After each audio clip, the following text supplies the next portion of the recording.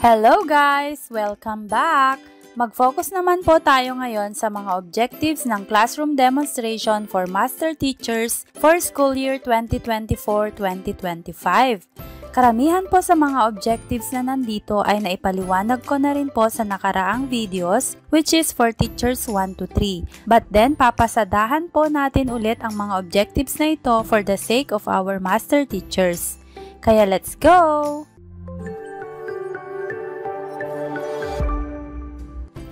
Sa mga gustong magpa-improve ng kanilang lesson plan o kaya naman po ay magpadagdag ng annotation sa parts ng kanilang DLP, pwede po ninyo akong kontakin sa Facebook page na Teching Teacher.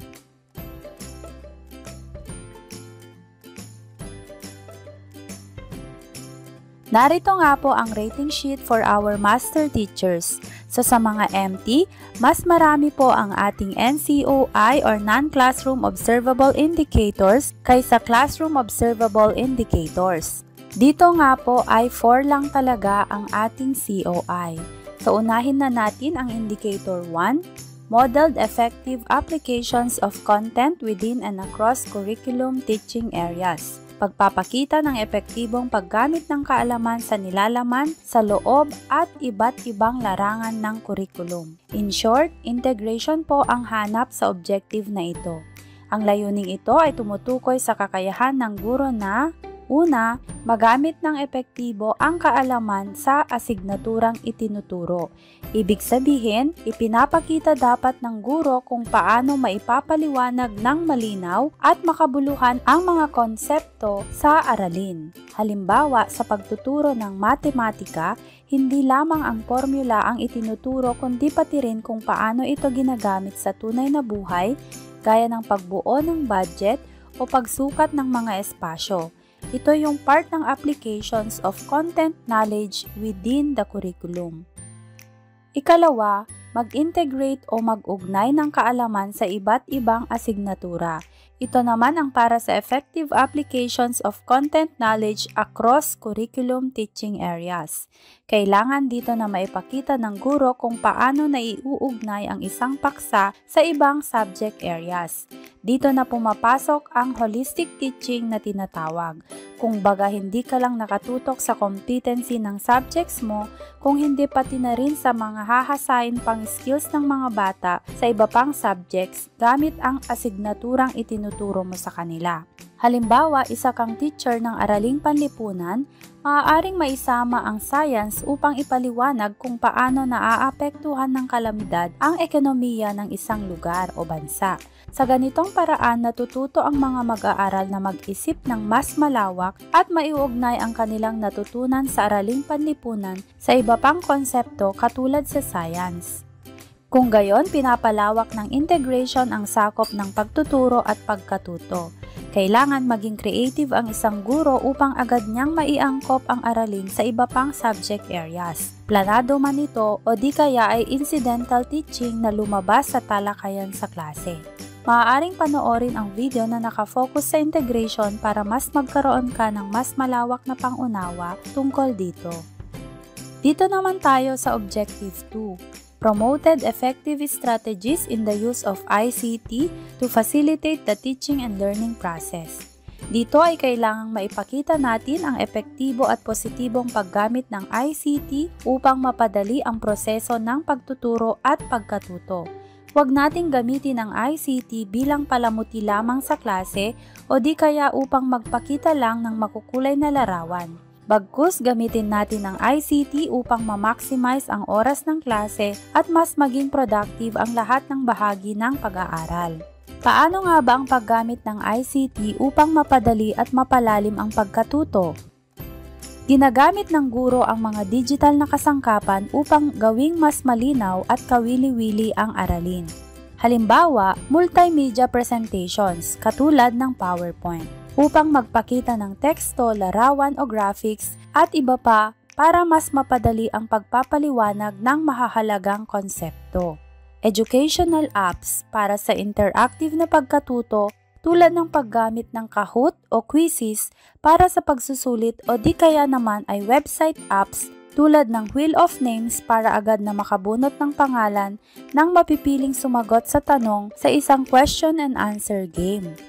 Audio at video materials upang magparinig o magpapanood ng dagdag na inputs para sa aralin.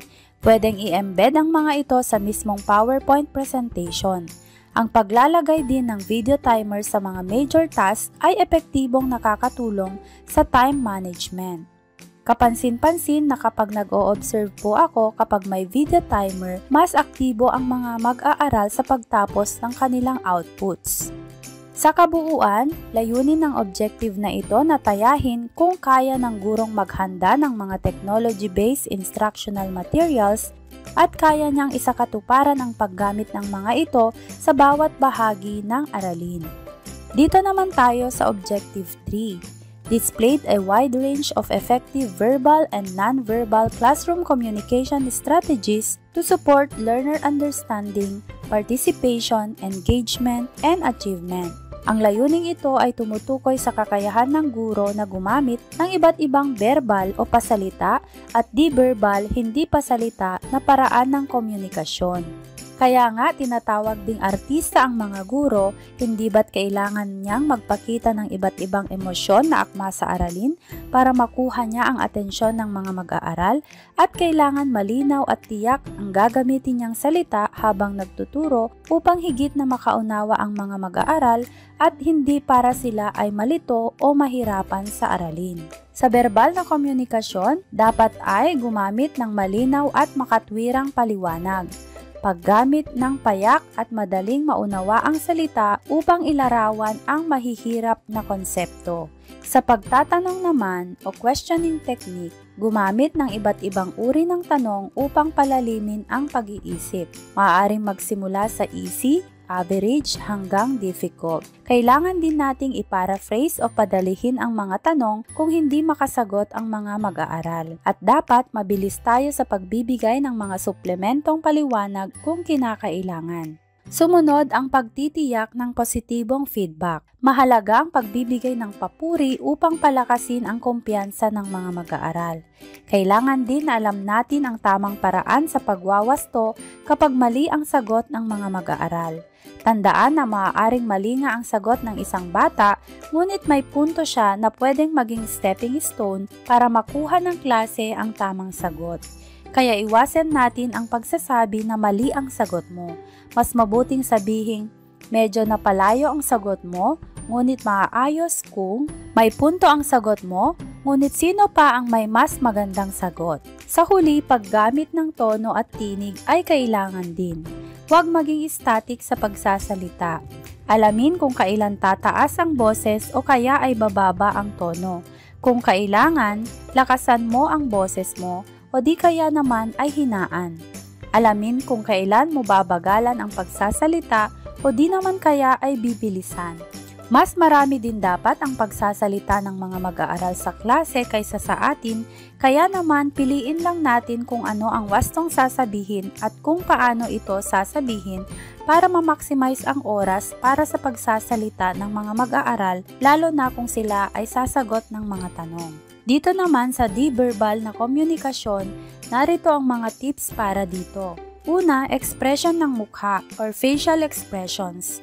Paggamit ng tamang ekspresyon upang magpakita ng interes, pagkatuwa o pag-aalala. Ugaliing ngumiti upang mas mapaigting ang koneksyon sa mga mag-aaral. Pwede ding sumeryoso upang maipahiwatig na mali ang behavior ng isang bata. Gamitin ang mga ekspresyong ito sa iba't ibang sitwasyon. Kumpas ng kamay o gestures. Pagtuturo gamit ang kilos ng kamay upang magpaliwanag ng konsepto ang isang halimbawa rito. Pwede ring gamitin ang senyas ng kamay upang sumang-ayon, magtawag, magpatahimik sa mga mag-aaral at iba pa. Minsan, mas nakikinig ang mga mag-aaral sa maikling instruction gamit ang may kasamang senyas at expression.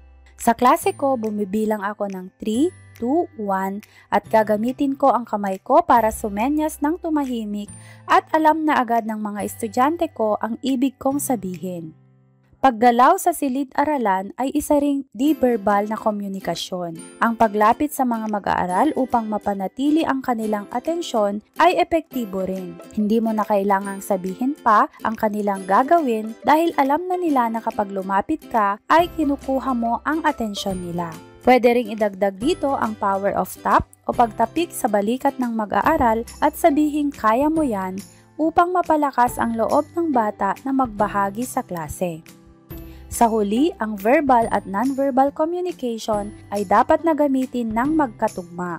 Habang ikaw ay nagsasalita, maaari kang magdagdag ng senyas, gestures o di kaya ay expression para i-emphasize ang mga sinasabi mo. Pwede ring salitan mong gamitin ang mga ito, depende sa iyong gustong iparating na mensahe. Dito naman tayo sa Objective 4. Modeled successful strategies and support colleagues in promoting learning environments that effectively motivate learners to work productively by assuming responsibility for their own learning. Dapat ay makapagpakita ang master teacher ng mga matagumpay na estratehiya na nagtataguyod sa epektibong learning environment sa klase na siyang lalong nagpapatibay sa pagkatuto ng mga mag-aaral dahil lahat sila ay nakikitang nakikibahagi sa mga gawain. Sa objective na ito, mabigat ang responsibilidad ng isang master teacher dahil kailangan niyang maipakita sa mga nanonood na co-teacher niya sa kanyang teaching demo na ang gagamitin niyang teaching strategies ay talagang epektibo at higit sa lahat, makikita na nakikibahagi ang mga mag-aaral anuman ang kanilang kakayahan. Kung gayon, narito ang mga proven tips para maimodelo sa mga colleagues ang tinutukoy sa objective. Una, laging gamitin ang student-centered learning approach. Siguraduhin mula sa unang bahagi ng klase, ang mga aktibidad ay akma sa kakayahan ng mga mag-aaral upang lahat sila ay aktibong makilahok sa mga gawain. Iwasan ang lecture method kung saan ang guro lamang ang tanging pinagmumulan ng impormasyon o kaya naman Socratic method of questioning kung saan isang mag-aaral lamang ang sasagot sa tanong. Mas mabuting bunutan ang recitation kung yan ang gusto mo para lahat ay maaaring magkaroon ng pagkakataong mabunot. O kaya naman ipagamit ang chalkboard o whiteboard upang lahat ng mga mag-aaral na may idea ay imbitadong isulat ang kanilang sagot sa harapan. Pwede ring ipasulat ang mga sagot ng generalization question at bumunot kung sino ang pwedeng magbahagi ng sagot sa klase. O kaya naman hayaang sila ang mag-volunteer na basahin ang kanilang sagot. Nang sa gayon, hindi lang ang mga magagaling ang inaasahang makasagot sa mga mahihirap na tanong. Ikalawa, laging magplano ng differentiated tasks. Pangkatan man o isahang gawain, hayaan ang mga mag-aaral na makapili kung ano ang nais nilang gawin. Bigyan sila ng options. Halimbawa kung writing, magbigay ng iba't ibang topics at pwede ring sila mismo ang magbigay ng paksa. Kung magpapakita naman ng napag-aralan sa multiple intelligences task, maaaring sila ang pipili kung ano ang gusto nilang ipresenta tulad ng slogan, tula, acrostic, awit at iba pa. Hayaang maging creative ang mga mag-aaral. Maghanda lamang ng rubrics na akma para sa iba't ibang presentasyon upang maging objective pa rin ang pagbibigay ng grado. Isali ang mga mag-aaral sa pagbibigay ng feedback upang maipakita ng mga mag-aaral kung gaano sila karesponsable sa kanilang sariling pagkatuto, hayaang makibahagi sila sa pagbibigay ng feedback sa mga outputs. Bigyan sila ng pagkakataong magkomento sa sarili nilang output o kaya ay output ng mga kaklase o ibang pangkat. Pwede ring gumamit ng self-rating sheet o kaya naman ay magkaroon ng peer assessment time. Ang mga ito ay nagbibigay ng pagkakataon sa kanila na matukoy kung gaano kahalaga ang mga ginagawa nilang outputs sa loob ng klase.